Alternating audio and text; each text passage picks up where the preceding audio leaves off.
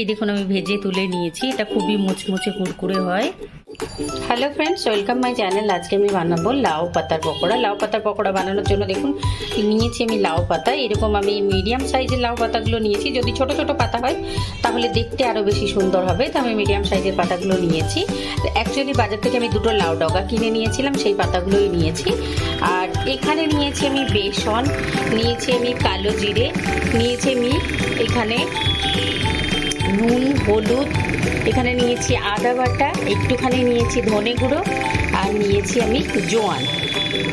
এইটাকে এখন আমি জল দিয়ে খুব ভালোভাবে মাখিয়ে নেব। আমরা ব্যাটারটা এরমভাবে মাখবো যেরমভাবে আমরা বেগুনের ব্যাটারটা মাখি, ঠিক সেরমভাবেই এটা ব্যাটারটা আমরা মাখিয়ে নেব। এখন এই বেসনটার মধ্যে আমি নিয়ে নিচ্ছি 2 টিস্পুন নিয়ে নিচ্ছি আমি কর্নফ্লাওয়ার। নিয়ে এটাকে প্রথমে খুব ভালোভাবে শুকনো সব উপকরণটাকে মিলিয়ে নিচ্ছি, তারপরে এর মধ্যে অল্প অল্প করে জল দিয়ে আমরা ব্যাটারটা রেডি করে নেব। এখন দিয়ে দিচ্ছি এর মধ্যে আমি কাঁচা লঙ্কা বাটা। আপনারা কাঁচা লঙ্কা বাটার জায়গায় কিন্তু চাইলে চিলি ফ্লেক্স ইউজ করতে পারবেন, তবে কাঁচা লঙ্কা বাটা ইউজ করলে খেতে খুব ভালো হয়, যার জন্য আমি কাঁচা লঙ্কা বাটা ইউজ করলাম। এখানে দিয়ে দিচ্ছি এবার আমি অল্প অল্প করে জল দিয়ে এটা ব্যাটারটা আমরা একটা স্মুথ ব্যাটার তৈরি করে নেব, যেন কোনো রকম ব্যাটারটার মধ্যে ব্যাটারটা যাতে একদম স্মুথ তৈরি হয়।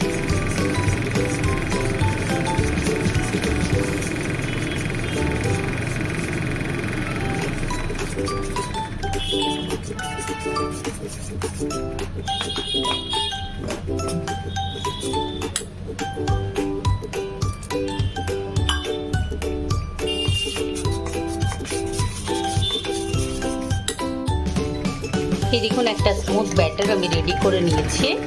এই ব্যাটারটাকে আমি একটু ফেটিয়ে নিচ্ছি, আরও 2 মিনিট মতো ফেটিয়ে নিচ্ছি। আপনারা চাইলে কিন্তু এটা হাত দিয়েও তৈরি করে নিতে পারেন।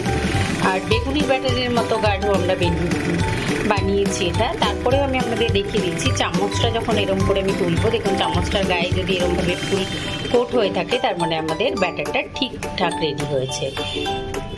জন্য নিয়ে নিয়েছি এখন একটা কড়াই, গ্যাসের ফ্লেম অন করে নিয়েছি। কড়াইটা গরম হয়ে গেলে এর মধ্যে নিয়ে নেবো আমি সাদা তেল। আমি সাদা তেলে ডিপ ফ্রাই করবো, তো আমি নিয়ে নিচ্ছি তেলটা।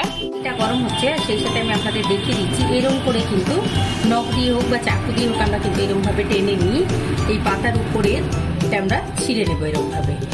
পাতাগুলো আমি ধুয়ে খুব সুন্দর করে শুকিয়ে রেখেছি, যার জন্য এখন আর ধোবো না। এই দেখুন তেলটা গরম হয়ে গেছে, এখন এই তেলটাই আমি উঠিয়ে এই ব্যাটারটার মধ্যে দিয়ে দেব। যদি আমরা এই গরম তেলটা এই ব্যাটারের মধ্যে 2 টিস্পুন দিই তাহলে কি হবে, বেশ কুরকুরে মুচমুচে হবে, যার জন্য আমি গরম তেলটার মধ্যে দিলাম। এবার ব্যাটারটা আমরা খুব ভালোভাবে তেলটা মিলিয়ে নেব ব্যাটারটার মধ্যে।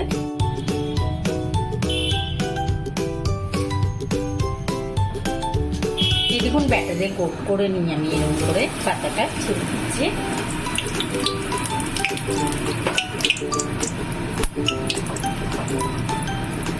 আমি একবারে একটা করে দিয়েই ছেঁকে নেব।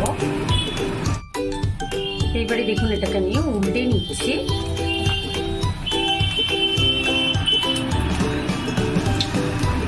একদম মিডিয়াম লো ফ্লেমে এখন আমি এটাকে সেঁকে নেব। দেখুন এটা হতে বেশি সময় লাগে না, তো আমি এবারে তুলে নিচ্ছি, নিয়ে আবারও আমি দিয়ে দিচ্ছি। আপনাদের যদি একবারে পুরো পাতাটা এরকমভাবে ভেজে নিতে অসুবিধে হয় তাহলে আপনারা এটাকে টুকরো টুকরো করে নিয়েও ভেজে নিতে পারবেন। এটা দেখার সৌন্দর্যের জন্য বেশ ভালো লাগে, যার জন্য আমি এটাকে গোটা গোটা ভেজে নিলাম। তো আমি এটা তুলে নিয়ে আরও একটা এরকমভাবেই দিয়ে নেব। দেখুন একটা তুলে নিয়েছি, নিয়ে আবারও আমি একটা এরকমভাবেই ছেড়ে দিলাম।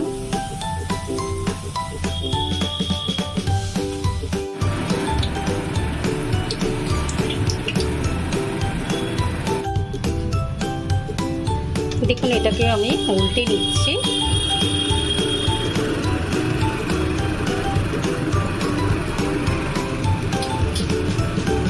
আমি টোটাল 8খানা পাতা নিয়েছিলাম, আমি সবগুলো এরকমভাবে ভেজে তুলে নিয়েছি। এটাও দেখুন হয়ে গেছে, তলার দিকটা হয়ে গেলে আমি তুলে নেব। এই দেখুন আমি ভেজে তুলে নিয়েছি লাউ পাতার পকোড়াগুলো, আর এটা খেতে খুবই ভালো লাগে গরম ভাতের সঙ্গে। এখন গরমের দিন এরকম একটা পকোড়া থাকলে কিন্তু ডাল দিয়ে পকোড়া দিয়ে ভাত খাওয়া হয়ে যাবে। আপনারা অবশ্যই এটা ট্রাই করবেন, কমেন্ট করে জানাবেন, লাইক করবেন, আমার চ্যানেলকে সাবস্ক্রাইব করবেন। Thank you.